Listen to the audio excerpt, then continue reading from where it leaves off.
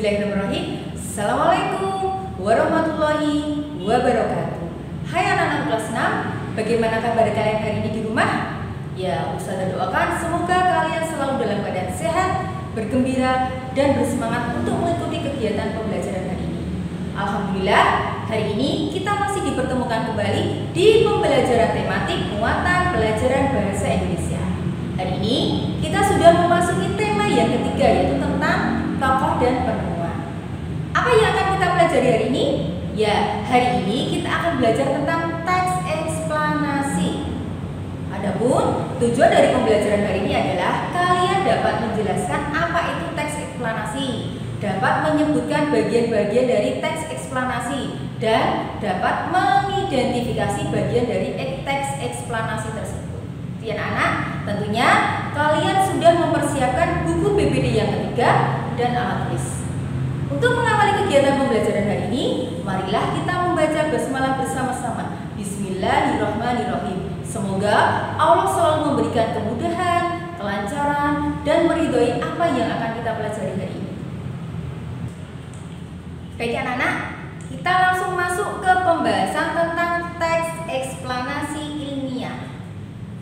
Materi ini merupakan materi yang baru buat kalian di kelas 6. Di kelas sebelumnya belum pernah diajarkan. Apa itu teks eksplanasi ilmiah? Ada yang sudah membaca semalam di buku BBD atau buku tema 3 kalian? Ya, teks eksplanasi ilmiah adalah teks eksplanasi yang menjelaskan suatu proses terjadinya sesuatu yang bersifat ilmu pengetahuan alam. Sebagai contoh, seperti gejala alam, itu menjelaskan proses terjadinya gerhana matahari, menjelaskan proses terjadinya gerhana bulan, menjelaskan proses terjadinya pelangi, hujan, petir, dan contoh-contoh yang lain yang bersifat ilmiah atau ilmu pengetahuan alam. Kemudian, apa fungsi dari teks eksplanasi ilmiah itu? Teks eksplanasi ilmiah berfungsi untuk menjelaskan kepada pembaca tentang suatu proses terjadinya sesuatu menurut prinsip sebab akibat. Masuk ke ciri-ciri teks eksplanasi ilmiah. Apa saja ciri-ciri teks eksplanasi ilmiah? Ciri yang pertama, apa itu? Ya, bersifat informatif. Jadi, teks eksplanasi ilmiah itu isinya tentang informasi atau penjelasan, bukan berusaha untuk membujuk atau mempengaruhi pembaca untuk melakukan apa yang ada di teks tersebut. Jadi hanya bersifat memberikan informasi. Ciri yang kedua, informasi yang ada atau dimuat berdasarkan fakta. Jadi semua informasi yang ada di teks eksplanasi ilmiah merupakan fakta, bukan rekaan, bukan buatan dari penulis. Ciri yang ketiga, informasi tersebut bersifat ilmiah. Jadi bisa dipertanggungjawabkan secara keilmuan karena sudah melewati proses penelitian. Dan ciri yang keempat adalah terstruktur. Jadi teks eksplanasi ilmiah itu dibuat berdasarkan strukturnya. Ada bagian-bagiannya. Kemudian anak, kemudian tadi saya sudah menjelaskan ciri-ciri, ada ciri yang keempat yaitu struktur atau terstruktur. Lantas, apa saja struktur atau bagian dari teks eksplanasi ilmiah? Teks eksplanasi ilmiah memiliki 3 struktur atau 3 bagian. Bagian yang pertama disebut dengan pernyataan umum. Berisi tentang apa pernyataan umum itu? Pernyataan umum merupakan bagian yang berisi informasi singkat atau gambaran umum tentang apa yang akan dibahas di teks eksplanasi tersebut. Bagian yang kedua disebut dengan deretan penjelas. Berisi apa deretan penjelas itu? Deretan penjelas berisi tentang urutan atau uraian penjelasan proses dari peristiwa yang akan terjadi secara bertahap atau berurutan. Jadi dijelaskan urutannya terjadi peristiwa tersebut. Dan bagian yang terakhir disebut dengan penutup atau simpulan.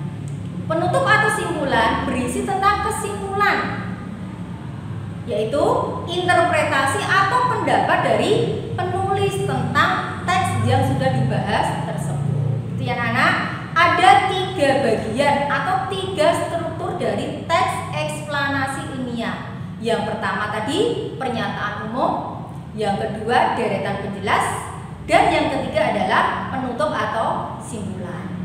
Untuk selanjutnya, silakan kalian membuka buku BBD ketiga, materi pelajaran bahasa Indonesia di pertemuan yang pertama.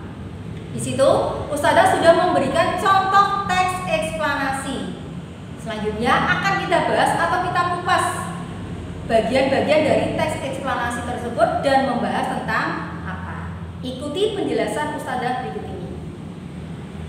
Coba perhatikan teks eksplanasi ilmiah berikut ini. Seperti yang ada di buku BBD kalian, teks eksplanasi ilmiah yang akan kita bahas ini terdiri dari 4 paragraf. Coba perhatikan paragraf yang pertama dulu. Silakan dibaca dengan cermat. Saya beri waktu ya, sekitar 1 menit atau 2 menit untuk membaca paragraf yang pertama. Sudah anak? Ya, di paragraf yang pertama ini, kalau menurut struktur dari teks eksplanasi atau bagian dari teks eksplanasi masuk bagian yang mana?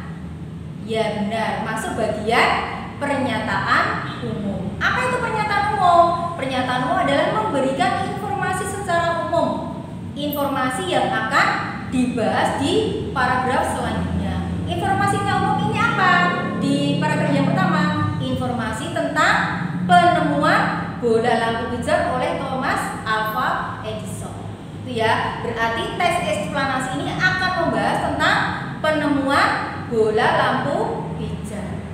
Masuk di paragraf yang kedua. Silakan dibaca.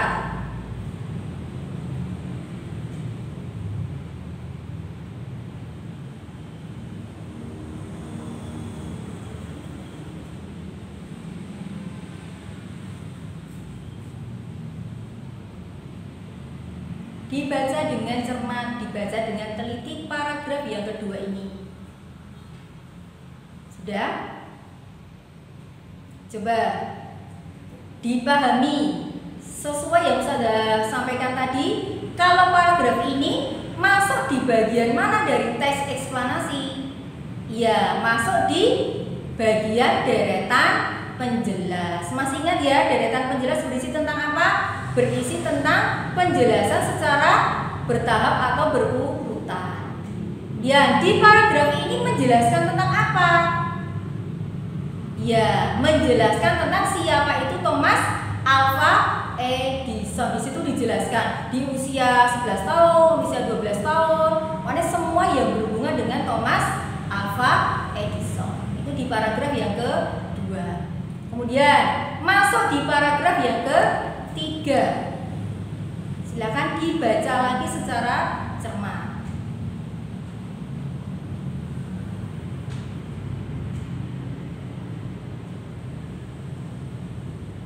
Sudah anak-anak? Paragraf yang ketiga. Masuk di bagian teks eksplanasi yang mana? Iya, masih masuk di bagian yaitu deretan penjelas. Menjelaskan tentang apa paragraf ketiga ini? Menjelaskan bagaimana proses terjadinya atau terciptanya bola lampu hijau oleh Thomas Alva Edison. Bagaimana prosesnya? Ternyata prosesnya itu menghabiskan waktu selama 2 tahun. Kemudian juga menghabiskan dana yang cukup besar. Ini merupakan teks yang menjelaskan atau berisi tentang informasi cara atau proses terjadinya atau terciptanya bola lampu pijar listrik yang pertama kali. Kemudian paragraf yang terakhir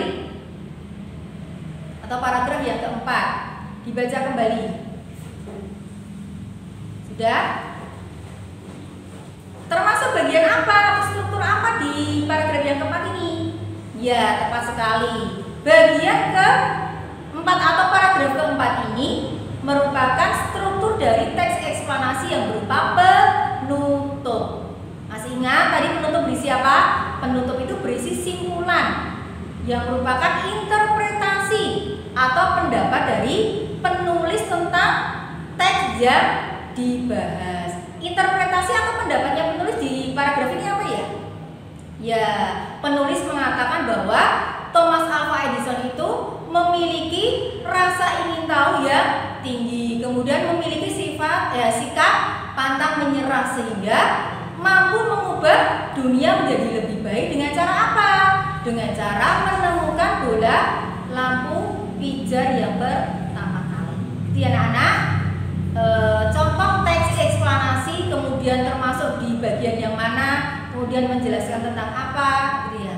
Untuk lebih jelasnya, kalian bisa membaca contoh teks eksplanasi lain di buku tema ketiga. Demikian tadi anak-anakku, materi pembelajaran hari ini tentang teks eksplanasi. Untuk kegiatan selanjutnya, kalian bisa membuka buku BPD yang ketiga, pertemuan pertama. Di situ di aktivitas 1, aktivitas 2 sudah Ustazah siapkan soal-soal yang berhubungan dengan teks eksplanasi. Silakan dikerjakan dengan sebaik-baiknya. Jika masih ada sesuatu yang perlu ditanyakan kembali terus jadi, silakan menghubungi Ustazah. Bisa melalui WA, video call, atau bisa dengan telepon langsung. Itu ya anak-anakku. Kita akhiri pembelajaran hari ini. Terima kasih atas perhatiannya. Tetap jaga kesehatan dan tetap semangat. Ustazah akhiri. Assalamualaikum warahmatullahi wabarakatuh.